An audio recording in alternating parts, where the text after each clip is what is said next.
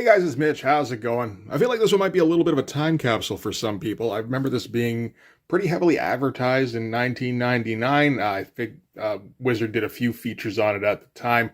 This is not the beginning of J. Michael Straczynski's comics career, although this is, I think, when he became a name, when he did his first creator-owned property here. And of course, this kind of leads into an era in TV when superheroes started to get a bit more prominence with heroes and that kind of shit.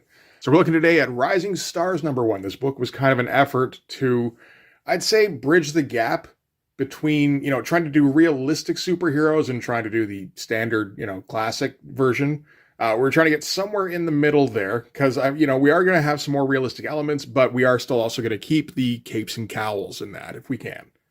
This is a Top Cow book. There's all sorts of interesting little backstory nuggets that I didn't know about when they happened. Because like in 1999, I wasn't buying Image books anymore. I was still, I guess, buying the odd Wizard. And I mean, this book took so long to finish because of legal disputes between J. Michael Straczynski and Top Cow that, I never heard about the end of it. But this is he had a similar mindset to making this as he did with his previous venture, which was Babylon 5. So the sci-fi TV show, we got a missive at the beginning of this from Neil Gaiman, where he talks about how that the whole deal with that was he wanted to do a 5-year TV show that had a beginning, middle, and end. Just a self-contained story that had a definite destination, which wasn't really something that was done very often in TV at the time, or at all, I suppose. And this was going to be kind of the same thing, where it's a limited series with a beginning, middle, and end. That was, I don't think it was meant to be 5 years. Yeah, the series has 24 issues. It's just that the last 3 issues took several years to come out because at that point, Top Cow was apparently in negotiation to try and get a Rising Stars movie made, or maybe it was a TV show. I think it was probably a movie, without letting J. Michael Straczynski in on it, which I don't think you can really do with a creator-owned property, or you shouldn't be able to anyway. I'm not sure if it actually went to court or if it was just like tied up in legal proceedings until they could come to an agreement. But yeah, once they came to an agreement, they released those final 3 issues. So, I mean, if you were really involved in the series up until then, that must have kind of sucked. I wouldn't be too surprised if, it turned out to be a pretty good series. I mean, like, I was involved in the Heroes TV show. Like, I was in on that until it kind of fell apart at the end because, I just stopped feeling like it was going anywhere. And that, of course, is another interesting aspect of this, in that the Heroes TV show came out like 5-6 years after this comic book and was very much like the story. So much so that it does seem a fair bit like plagiarism. The story in this is that a comet falls to Earth, and then you get a select group of people who were born at that time, or conceived at that time, I think, who eventually develop superhuman powers. And how do these people integrate in society? And, there's a killer subplot. All of this stuff was adopted into Heroes.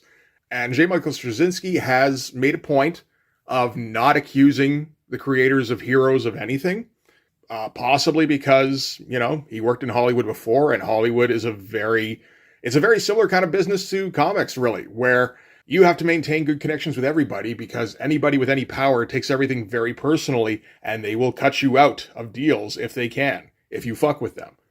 So, I mean, I think it's likely that, somebody thought this would be a good idea to turn into a TV show, and they just kind of lifted it wholesale.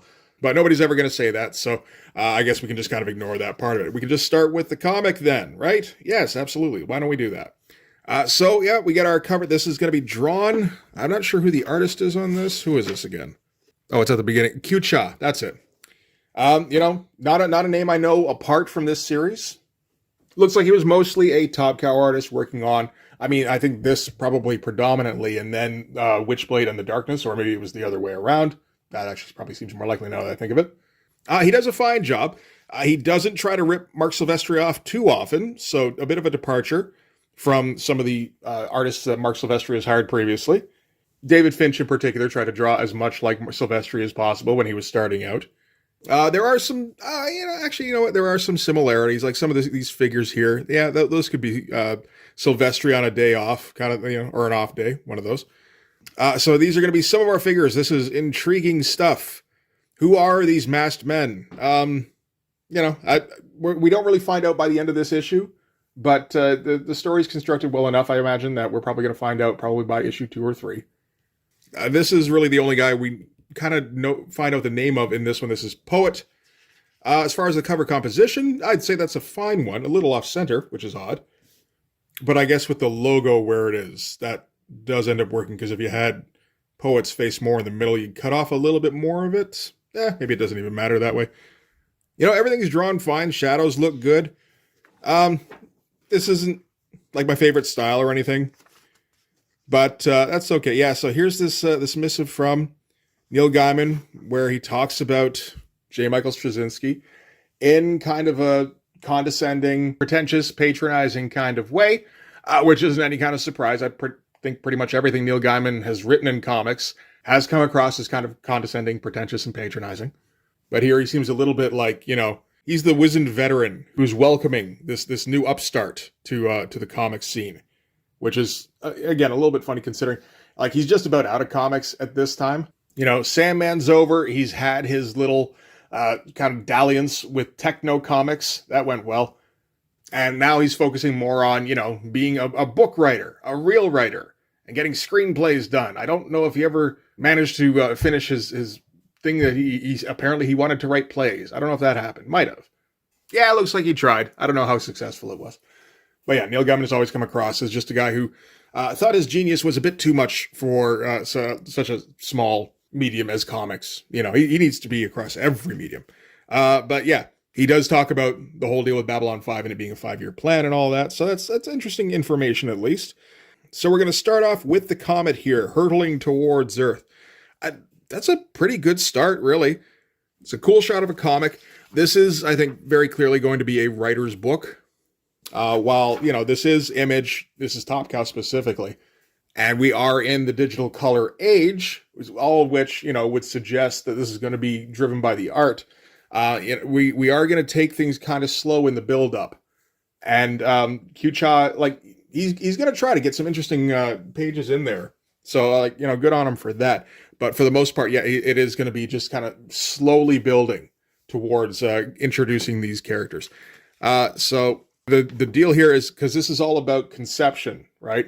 The whole deal is that when the comet falls to Earth, anyone who's conceived when it hit, the babies get the superpowers. So this is not the way I would like to think it happened, which is, I guess, two people in love on like a feather duvet.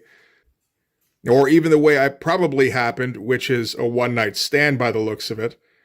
And then, the comet lights up the window. It's kind of an interesting mirroring thing he's got going on here.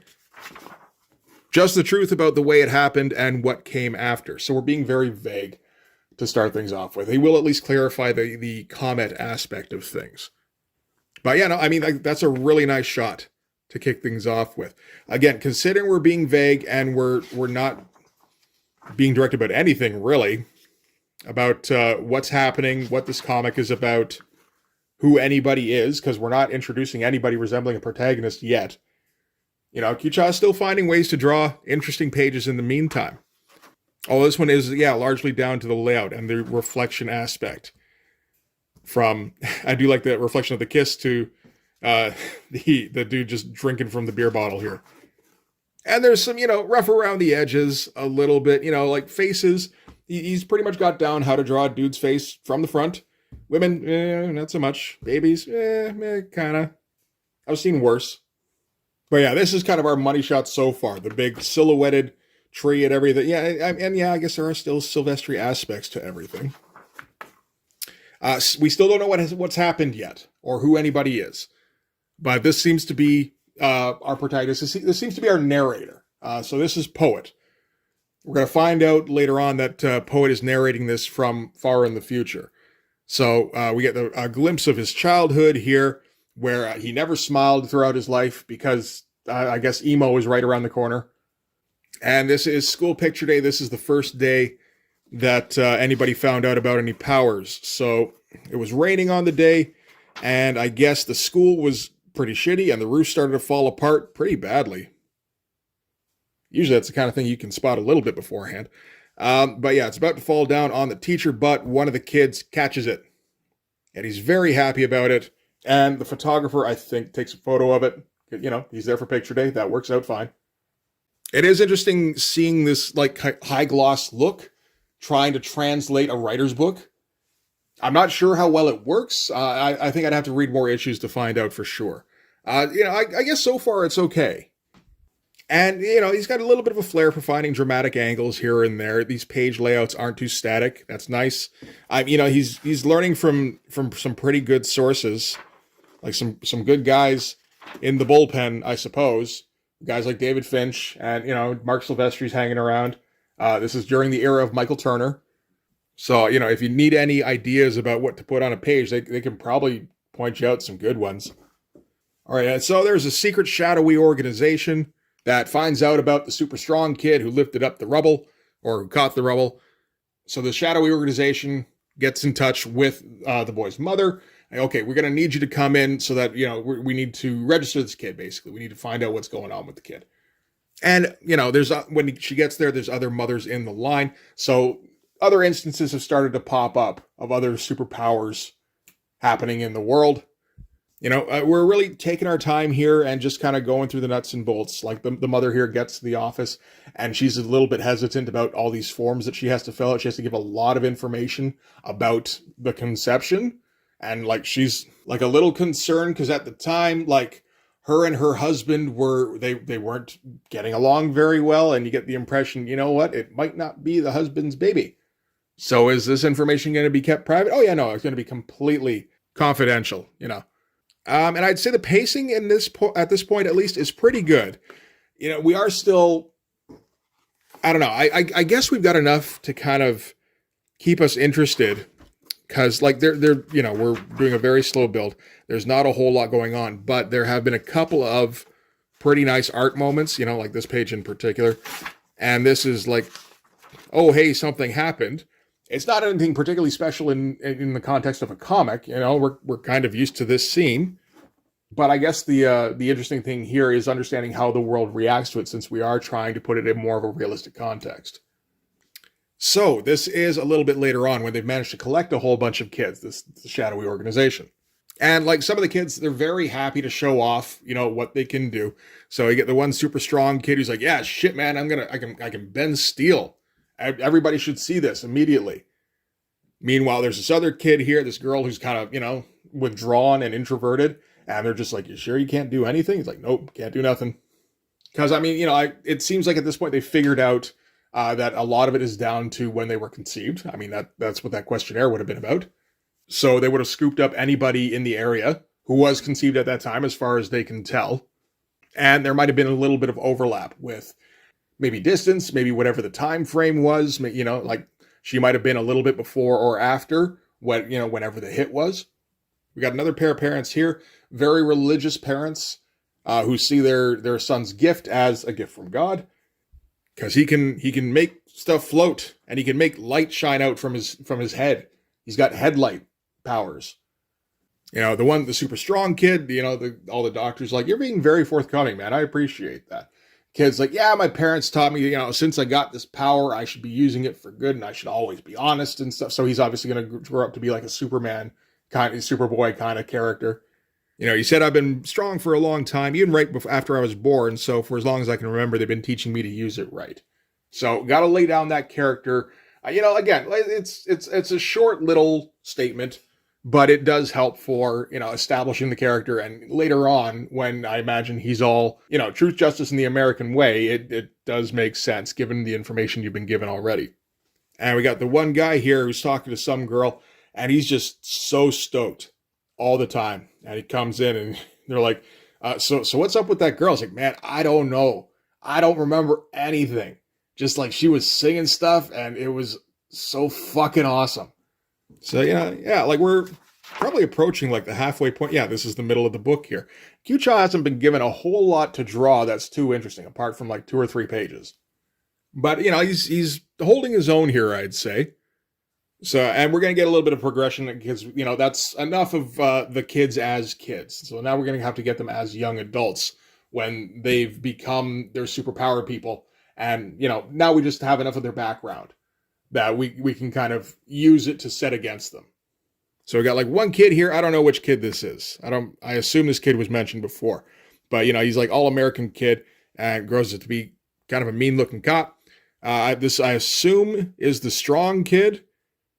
Maybe this was the strong kid because he looks more like the strong kid. Some other kind of kid, and he grows up to be, like more of a Superman kind of deal by the looks of it anyway. Got the religious kid here, and it looks like he's going to be possibly the villain for the piece. And I assume this is Poet, who was the withdrawn, taciturn kid at the beginning who never smiled, not once in his life. And then he turns into this gothy kind of emo character here. So that's some fun stuff. Now for the exposition dubbing. Boy, are we going to fucking get it. And this is the leader of the shadowy organization, or maybe it's just a government organization. I don't remember exactly. And he's trying to do the whole mutant registration thing. There's these kids with these abilities, they're kids, and like sequestering them and, like kind of keep them away from their parents or whatever he's proposing that they do. That doesn't look too good on the government, which it does seem to be what he's proposing. But at the same time, like some of these kids can do some pretty crazy shit. And they are kids, and, like, if they decide to do crazy shit, who's to say whether or not we can stop them from doing that crazy shit? So they're putting a plan in place where basically they're just going to wait around for something bad to happen. Because something bad is bound to happen eventually to do with this. So right now we're going to be all supportive of the parents and just, we're here for you. We're worried about the kids' welfare. And as soon as some bad shit happens, we're going to be like, okay, you know what? Maybe we need to kind of like have like a bit of a summer camp over here where we can keep the kids away from society for a little bit. But in the meantime, they're just kind of, as they say, we're going to treat this the way we handled the polio inoculations back in the 50s. Encourage cooperation rather than forcing the issue. We can offer to provide free testing to ensure the health of the children and give the parents some well-deserved private time. It'll be a totally voluntary form of isolation and examination. And so this is Camp Sunshine. I guess that makes sense. You want to keep it all happy and, above board, at least on the surface. And some of these kids are kind of new. Some of these kids have been here before. Again, not really sure when they would have been here before, seeing as how they, again, in the context of the comic, we've just kind of found out about this. But, okay, maybe they established it early. Some parents volunteered their kids for it. And some held off and, and then just waited it out. Okay, it looks kind of legit. Maybe my kids can go next year. They got special shit going on. And Poet asks the one kid here, oh, you've been here before, right? What's this place like? Is it okay? He's like, well, yeah, no, I've been here before. I didn't like it too much. As we cut to one creepy adult coming out of a cabin. And it's like, okay, so we're going there, are we? And yes, we certainly are. Because later that night, all the boys are talking amongst each other. And that creepy dude comes into the room, just takes that kid who'd been here before, takes him out of the room and into the private cabin. And he's all like, did you miss me? I missed you. So I was like, oh, man, did we have to go there? It's like, I guess. Only now the kid's in better command of his powers. So I believe up until this point, no one's really seen him do too much. But yeah, no, he just says burn, which I specifically remember from the wizard height before the issue. And yeah, he incinerates the camp counselor. And this is the inciting incident that the government organization is going to use to lock down on the kids going forward. Very dramatic scene. And I can see why you'd want to put the scene in here because you're trying to put it in a more realistic context. And those people do exist, probably particularly at summer camps. So, I mean, again, in that context, it's like, okay, what would a kid who can all of a sudden defend himself do? It's like, that's probably about right. I would have been okay if it wasn't in there. And we just had another example. I don't know. But I guess you want an example where the kid was justified in using the power, although nobody's going to know that, right? That's the other thing. Obviously, the counselor in this situation is going to keep this quiet, and the kid may or may not talk about it going forward, so he's going to get branded as some kind of, like a bad version of the super people, and sort of a cautionary tale, and justification for when they have to institute harsher laws about them going forward. So, I mean, that does all work, as long as we don't go back to it, I guess. And the guy who was running the organization, he gets a phone call in the middle of the night saying, any sign of the boy? No roadblocks yet, but notify the local PD and have our people keep an eye out. Having him loose gives us the justification we've been looking for, but we don't want to get sloppy and miss a chance to recover either. So button down the camp, effective immediately, nobody gets in or out, especially out, set up a meeting for tomorrow morning with the Attorney General, let's get the wheels in motion. So all the plans that they've had about this, now they can put them all in motion. Pretty good artwork for the dude igniting here. Nice shadows. That looks a little bit weak, but I think that kind of makes up for it, I'd say. So we got what we were hoping for, a hell of a lot sooner than we figured. And that was how it began so long ago, over 5 decades. On the run, first with his family and then alone, Lee didn't use his ability for over 20 years, but when he did, it would once more change everything, not just for himself, but for all of us. So this is Poet, 50 years later, I guess around the age of 60. We're going to get little bits of flashback. Like, this almost acts as in issue 0, really, because we're not jumping in. I feel like in number 1, you'd often want to be a bit more in media res, but this is also kind of in a format of like a novel or a screenplay. So this is like a pilot episode. Some of us would embrace what was coming, get that strong kid from the beginning, turning into, full-on superhero guy in the Lycra later on. Others would deny it. So this is one of the girls who I guess just wouldn't say anything about what she had, if she had anything.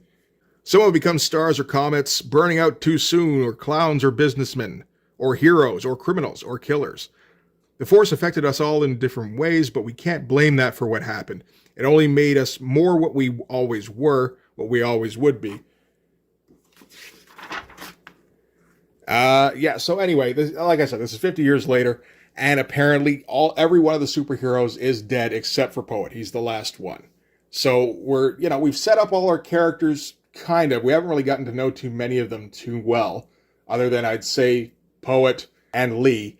And then, there a couple of them are kind of recognizable, like the religious kid. But, we've got them in place, so later on when we elaborate on them, you can flip back and go, okay, this was this kid, assuming you can differentiate them well enough.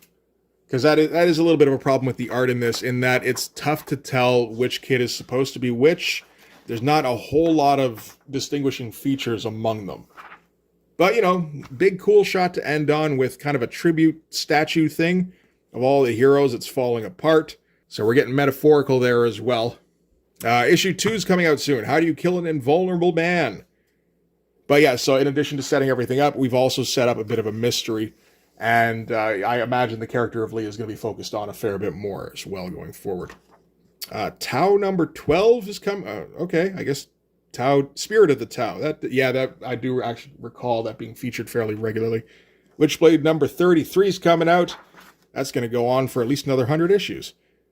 Ascension number 17. I am surprised that got that far. Okay. Fathom number 7. Oh, we got an ad for Babylon 5 magazine. It's interesting. One of the things that J. Mike Straczynski would get out of the whole legal trouble with Top Cow was that he would eventually get this turned into his own brand. I think it's like Joe's Comics or something. And Darkness is up to number 25. That would also do fairly well. All right, so that's it for Rising Stars number 1. I'd say that was pretty good. The art, it's not entirely to my taste, but it's fairly well executed. He's got the full might of Top Cow behind him. So you're guaranteed a decent inker. You're guaranteed some pretty high quality computer colors. Who's inking this thing? Jason Gorder. I actually don't know that name, but I didn't notice anything out of place really. So, but it feels like any lapses that he had, most of them got covered up by the inks. He didn't really get to do anything too special with the artwork, but I imagine, now we've got all our characters on the board, we can start doing the big, flashy superhero stuff in issue 2. If that is, J. Michael Straczynski lets him do the big, flashy superhero stuff going forward. I imagine he will, at least at some point, but I also get the feeling that he might drip feed that stuff to us. It is a well-written story. Like I said, the pacing never feels like it's dragging. And I mean, with the amount of exposition in the book, that certainly would have been a risk. But it's interesting enough, particularly the attitude of the guy running the organization that's going to be trying to keep track of the kids, where just he's got this air there's no panic about him. He's not trying to even be, I'd say, unreasonable. He just knows that this is going to be a problem, which I guess would be fairly self-evident, but, there is, you want to be optimistic, right? but knows that eventually this is going to get, like, some of these kids are going to abuse these powers, or just some of them aren't going to be able to control them. So we have to have parameters in place for when that happens. And when they do happen, he's like, okay, this is what we expected. Now on to the next thing. So that attitude, I think that kind of helps a little bit. He's not like a particularly strident sort of opposition. Like, to the point where I would wonder if he's even going to be an antagonist going forward. Honestly, just given the way that religious kid was drawn right here, I would guess he's going to be the villain. You know, Poet would also be a candidate because he's drawn, it looks like he's going to be drawn kind of creepy, but at the same time, he's also our narrator. So it feels like they start him off with a bit more sympathy to start with. But yeah, this is the first time I think I've read a J. Michael Straczynski comic, which I think he's been doing for a little while now. I think he's mostly known as a Spider-Man writer. You know, didn't read Spider-Man after 1990, I'd say 92. Yeah, when Mark Bagley came in, it's like, you know what? This is not Eric Larson or Todd McFarlane. I think I'm out. So I kind of missed his career. But yeah, no, this holds up, I'd say. It's a bit of a shame because it is a good concept that seems to be fairly well executed. And I know that J. Michael Straczynski wanted this to become a movie or TV. I think specifically he wanted it to turn into a movie particularly. And he couldn't get it made because by the time like all the legal bullshit was all settled and everything, the Heroes TV show had come out. And in addition to that, like the Smallville TV show was also out. And there was just this feeling of, yeah, we've seen all this before. You know, this has been done. This isn't breaking any kind of new ground, even though it was the thing that broke the new ground. So that seems to have been a source of frustration for JMS, where he just gets to kind of comfort himself with, well, at least I was the one who came up with the good idea that everybody else profited off. That's nice, I suppose. But yeah, he can keep himself warm with that at night, I suppose. I don't think we'll hit any more issues of Rising Stars, probably.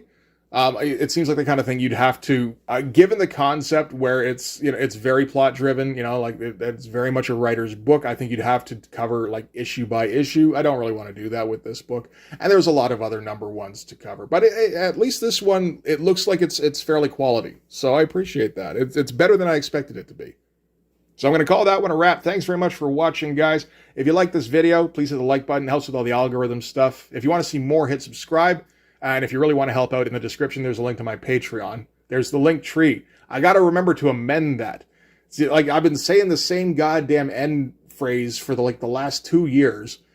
Let me try it out. So if you really want to help out, in the description, there's the link tree. And you'll find, and in addition to all of my other stuff, including this YouTube channel, you probably already know that particular address. You'll also find the link to my Patreon, and that has everything I do, so all sorts of videos, all sorts of comics. There's even links to the Blood Force store. That exists. I got myself a hat.